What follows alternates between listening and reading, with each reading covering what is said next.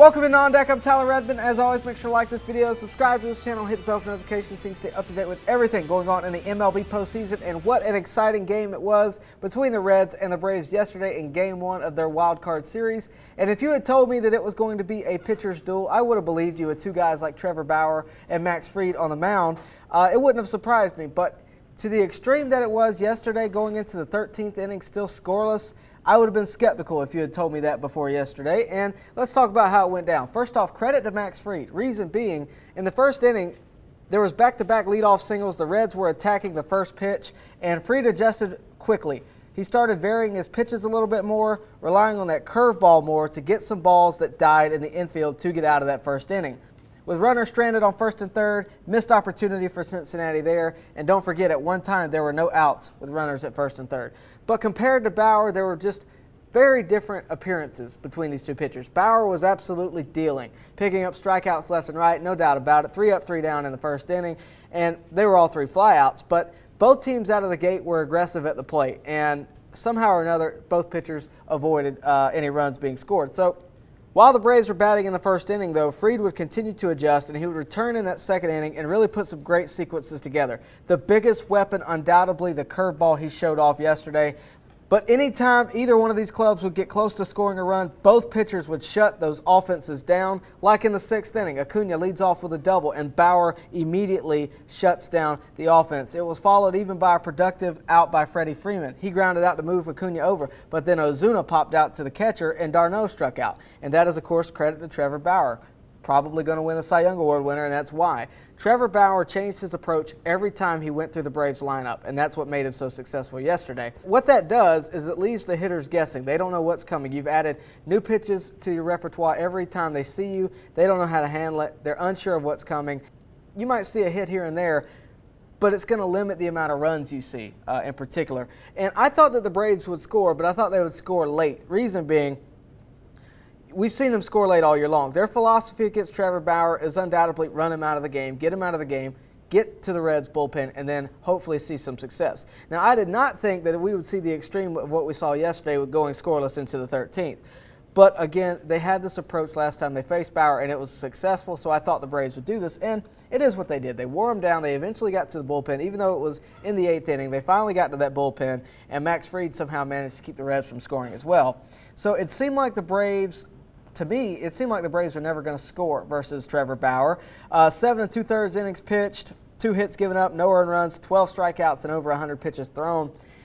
But as good as that appearance was, you got to give some credit to Max Fried. He stayed right there with him. 7 innings pitched, 6 hits given up, no earned runs, 5 strikeouts, and he only pitched 78 pitches. A lot of you guys thought he should have gone longer. I was with the Braves. I didn't want to push him too hard. Obviously, he didn't pitch a lot down the stretch, and of course, you're going to need him for the next postseason series if you make it. I wouldn't have wanted to push him that far either, especially considering the bullpen the Braves have. But also, did you see how the 7th inning ended? That was Max Fried's last appearance, and it ended on a very exciting play. Runners on first and third, 2 outs, pinch hitter Davidson at the plate. And this is that postseason scenario we've all heard about, and can these young pitchers adapt to these postseason scenarios? A double steal is in play. Awful base running leads to Aquino being stuck in a sticky situation between third and home. He finally gets caught by Austin Riley, who lays out to tag him just before he got home, and that's how close the Reds were to winning. Had that run scored, the Reds would have won this game on paper. So they had multiple opportunities like this too. Bases loaded, bases occupied, and they just couldn't convert it to runs. So the bullpen deserves a lot of that credit as well. That both bullpens had great games. Obviously, the Braves lasted just a little bit longer, but both bullpens had exceptional games. The Braves especially, getting out of bases loaded jams, getting out of bases occupied jams. Chris Martin came in first. He 3 up, 3 down, and there were a lot of questions about him before the series about a possible groin injury. That's what kept him out of the postseason last year. So he left the game as he found it. 3 up, 3 down, very successful inning for Chris Martin. Melanson, same thing in the 9th. In the 9th, Iglesias for the Reds also had a great inning, kept the Braves scoreless as well. And so they're still scoreless in the 10th inning. Both bullpens still looking strong. Will Smith 3 up, 3 down in the 10th inning. A total of 3 pitchers were seen in the 11th. Will Smith would start that inning. He'd get the first out. O'Day would come in and he would strike out Akiyama, but Castellanos would double. That would lead to a Votto walk, a Suarez walk, and with the bases loaded, the Braves would bring in Tyler Matzik, who would strike out Mike Moustakas to end the inning. Somehow or another, Matzik got out of that. He would come back out in the 12th, and he would give up 2 leadoff singles and then manage to get out of it on 3 consecutive strikeouts. You can't overstate how good the bullpens were in this game. Shane Green would start the 13th, and he did strike out Nick Castellanos, but he would give up a couple of singles and a walk after that, again loading the bases. And then A.J. Minter, a guy that's been so good this year, he came in with the bases loaded. He struck out Aquino, and then he got Garcia to ground out. That brought the Braves to the bottom of the 13th, and it would be the bottom of the lineup coming up in the 13th inning. Markakis led off with a single and a leadoff single with this Braves offense in those late innings, headed to the top of the lineup. You know what's coming. You got to be excited. They would put Christian Pache on base to run for Markakis, his first ever postseason appearance. And Riley would come up and he would have a clutch single to left field. That moves the runners to first and second with no outs. Acuna with the right idea hits a ball to third. Riley would be out at second, and that puts Pache at third. A productive out for Ronald there. Freddie comes up and he singles to center field to walk it off. Braves win this one in the 13th inning. I can't believe I'm saying it. 1-0. And it's one of the most exciting one-run ball games you're ever going to see. It kept everybody interested. The stakes were high. And by the way, it's the longest scoreless game in postseason history of all of Major League Baseball. So I think that says it all.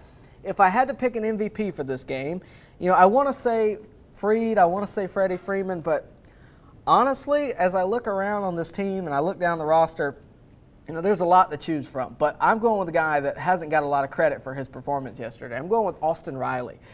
He obviously had a big hit in that 13th inning to extend it and get it to Freddie and eventually walk it off. But he also made some defensive plays that were pretty clutch. The one that everybody's thinking about is that one with Aquino and the rundown between third and home where he laid out and made the play there. And that, I think that won the game. It certainly could have lost the game. So if you ask me, I think the game was won right there. So that's my pick. And yeah, I know Fried had a great day, obviously competed with Trevor Bauer, but he had an MVP level appearance for sure. But I don't think that this game would have been possible had Riley not made those defensive plays as well as extended the 13th inning to get Freddie to the plate. So this is a guy who also did not make the postseason roster last year. Think about that for a second. And he's, what a way to make your presence known. I thought that was great. So congratulations to Riley and, of course, the rest of the Atlanta Braves for such a great game yesterday.